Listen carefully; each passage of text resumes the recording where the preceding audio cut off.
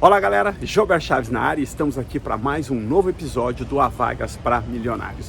Sempre relembrando que nós fazemos o Avagas em 3 mini-classes, mini-aulas de aproximadamente 10 minutos, onde a gente vai discorrendo sobre um tema. A ideia disso é despertar a consciência para algum assunto que nós vamos nos aprofundar depois numa aula semanal. E depois a gente faz uma live de perguntas e respostas sobre esse tema, onde quem pode enviar as perguntas são as pessoas que estão participando do portal.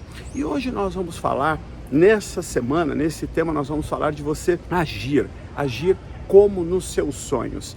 E esse tema é particularmente importante porque em algum lugar na nossa jornada nós fomos perdendo a capacidade de usar a nossa imaginação, a capacidade de viver as nossas fantasias.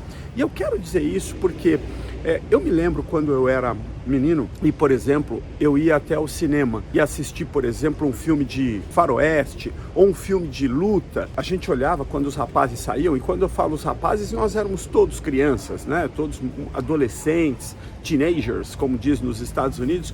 Então, esses eram os rapazes, né? Então, se era um filme de bang bang, a gente saía meio assim, sabe? É como se a gente olhasse para o lado e falasse assim: mexe comigo para você ver do que eu sou capaz, né? Era como se nós carregássemos armas invisíveis e a gente fosse capaz de assistir um filme de Kung Fu e alguém encontrasse com a gente, fosse mexer com a nossa namorada ou fosse mexer com a nossa turma, nós estávamos lá prontos para lutar com essas pessoas. Na prática, isso significava que nós carregávamos essa fantasia dentro de nós. E esse era o estado ideal para a criatividade, esse era o estado ideal para a imaginação. O que aconteceu com a maioria absoluta de nós, a maioria absoluta, é que à medida que nós fomos crescendo, à medida que nós fomos envelhecendo, o mundo disse que nós tínhamos que parar com aquilo, que aquilo era coisa de criança, que aquilo era uma infantilidade. E muito poucos de nós continuou fantasiando, continuou sonhando. E eu sou uma dessas poucas pessoas, não porque eu era inteligente, não porque eu sabia o que eu estava fazendo, mas eu havia encontrado uma área de refúgio para a dor que eu sentia ou para a carência que eu sentia da vida que eu estava vivendo. Então, nesse mundo de fantasia, nesse mundo paralelo que eu havia criado, eu estava construindo tudo aquilo que eu queria no mundo real. Eu não sabia que aquilo ia ter um impacto brutal, um impacto vital na minha vida. Verdadeiramente eu não sabia o que eu estava fazendo, e claro que isso também fez com que isso demorasse mais para acontecer do que poderia ter acontecido, porque era assim que eu via na minha imaginação. Quando eu consigo de hoje olhar lá para trás e ver o impacto que continuar sonhando, que ser um sonhador causou na minha vida, foi uma coisa absolutamente impressionante. Mas eu também consigo voltar lá para trás e ver que as pessoas, de uma forma ou de outra, elas acabaram construindo a vida que elas sonharam. Só que eu usei a imaginação para construir a vida dos meus sonhos, e muitas dessas pessoas usaram a imaginação para se acomodar às circunstâncias, e eu quero dar um exemplo disso. Vamos lá, eu posso pensar num amigo de infância que os pais passaram toda a infância e a fase onde eles foram crescendo, dizendo para eles: vai lá, estuda, arruma um emprego, porque a vida não está fácil para ninguém, então você tem que ir lá, ralar, e se você der sorte, você vai encontrar um emprego onde você consiga razoavelmente aí sustentar a sua família. Aí, esse meu amigo cresceu, ele olhou no entorno dele. Quando ele olha no entorno dele, ele vê pessoas subindo e descendo, se empregando e ficando desempregadas, conseguindo empregos que pagavam menos do que ele precisava, às vezes não para viver, mas para viver a vida que ele queria. E isso sempre acabou gerando uma frustração, sempre gerou um espírito de que faltava alguma coisa na vida deles. dessa pessoa que eu estou pensando, mas eu estou pensando em uma específica, mas se eu olhar, eu estou falando de dezenas, talvez centenas e milhares de pessoas que eu poderia olhar desse momento da minha adolescência que eu estou pensando. Penso lá na escola onde eu estudava, e quando eu olho para a vida da maioria absoluta daquelas pessoas, é uma vida absoluta de carência, de dor, de sofrimento. Mas o mais importante, o primeiro lugar que eles criaram esse tipo de vida, o primeiro lugar que eles criaram foi na mente deles.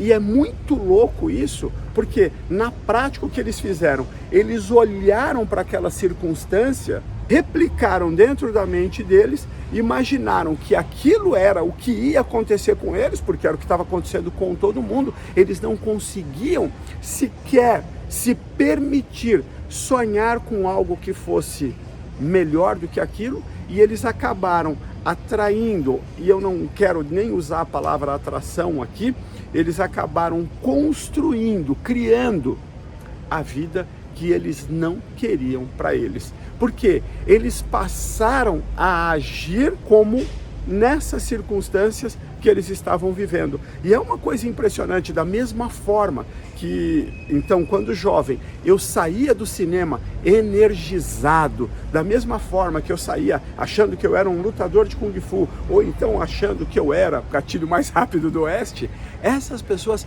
caminhavam como se, ó dia, ó céus, ó azar, os ombros caídos, andando na vida, como se não fossem chegar a lugar nenhum, entrando nos ônibus, a maioria absoluta que ia de ônibus para o trabalho, entrando nos carros, alguns que já tinham carro iam para o trabalho, mas todos carregando aquele desânimo, ombros caídos, uma voz, se não completamente desanimada, não trazendo nenhum tipo de alegria, porque a vida não permitia essa alegria.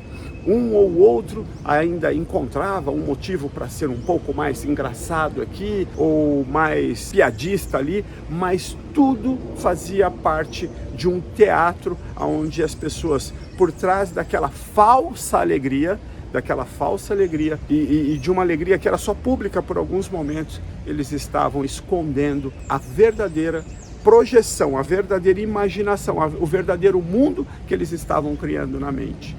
E era isso que precisava mudar.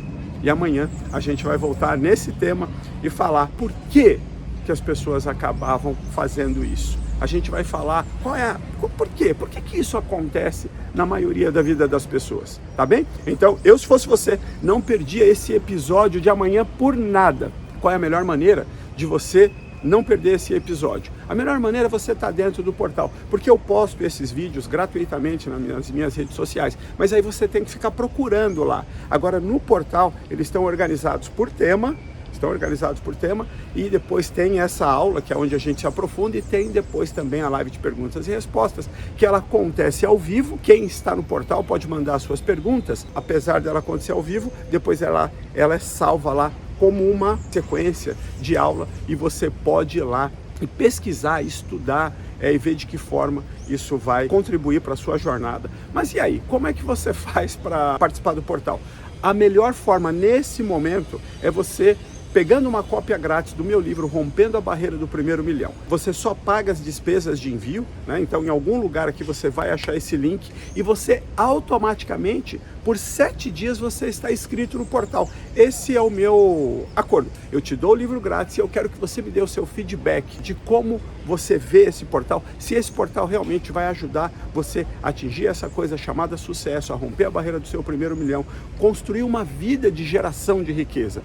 Se você entender que o portal vai te ajudar, você continua. Custa R$ 49,00 por mês, verdadeiramente é um valor muito pequeno se você for romper a barreira do primeiro milhão.